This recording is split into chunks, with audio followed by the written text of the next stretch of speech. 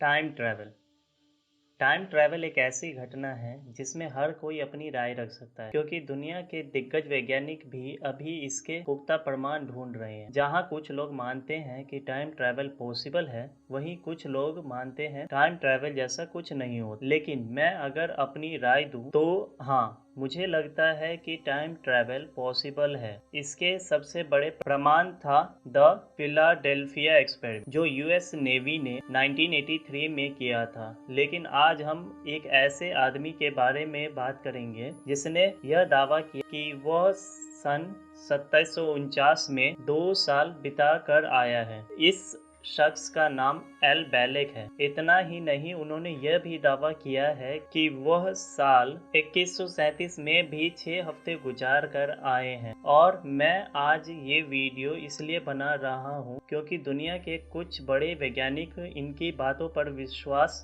करने लगे हैं, क्योंकि जो उन्होंने बताया है उसमें से कुछ चीजें तो अभी से होनी शुरू हो गई है। बैलेक ने दावा किया क्यों उनको मंटोक प्रोजेक्ट के बारे में और ज्यादा जानकारी मिली है। अगर आपको मंटोक प्रोजेक्ट क्या है यह नहीं पता, तो यह एक बहुत खुफिया मिशन है जो यूएस गवर्नमेंट ने बहुत पहले से चला रखा है और जिसमें साइकोलॉजिकल एक्सपेरिमेंट और टाइम ट्रैवल से जुड़ी घटनाओं पर रिसर्च होती है। सबसे पहले यह प्रोजेक्ट नीलिक्स द्वारा शुरू किया गया था, जिसने यह क्लेम किया था कि वो 2 या 3 हजार नहीं बल्कि सन 1 लाख में जाकर आया है और वहां की दुनिया की छवि उसने यूएस गवर्नमेंट के सामने रखी। लेकिन अभी अल बैलेक कौन है?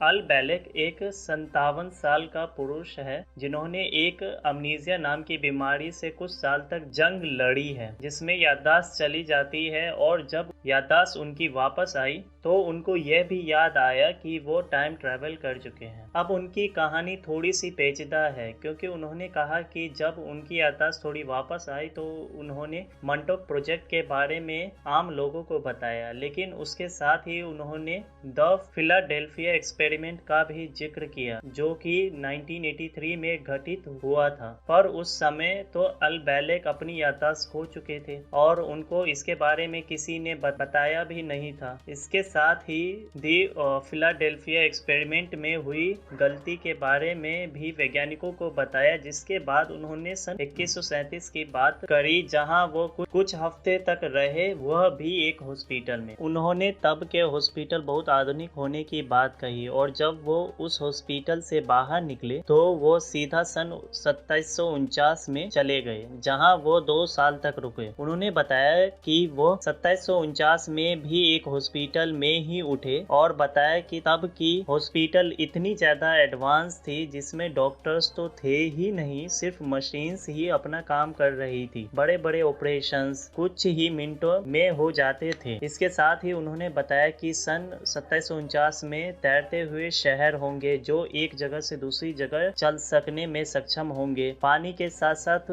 कुछ बड़े शहर आसमान में भी बन चुके होंगे और उन्होंने बताया कि तब की जनसंख्या बहुत ज्यादा कम होगी। उन्होंने एक अंदाजा दिया 300 मिलियन के आसपास इस दुनिया में लोग होंगे, जबकि अभी 60 मिलियन से भी ज्यादा है और जहां सबसे ज्यादा पॉपुलेशन होगी वह हमारा इंडिया होगा। और उन्होंने कहा कि उस समय दुनिया के किसी देश में कोई वॉर नहीं होगी। जब कोई वॉर ही नहीं होगी तो मिलिट्री भी उस टाइम पर नहीं होगी, ना ही कोई नेवी या फिर एयरफोर्स वगैरह होगी। सबसे बड़ी बात, तब कोई भी गवर्नमेंट नहीं होगी, बल्कि एक बड़ा सारा कंप्यूटर सिस्टम होगा जो सभी लोगों पर शासन करेगा। उस समय पैसे जैसी कोई चीज नहीं होगी, बल्कि हर इंसान के अपने क्रेडिट पॉइंट्स होंगे जिनसे वो कुछ भी खरीद सकते हैं। उन्होंने कहा कि बहुत बड़े बड़े शहर पानी में समा चुके होंगे। अब लोग एल बैलेक के बारे में 2 विचार बनाए हुए हैं कि या तो वो पागल है और जो मन में आए बोल रहे हैं, या फिर सच में टाइम ट्रैवल संभव हो चुका है। कुछ वैज्ञानिक इनको सच मानने लगे हैं।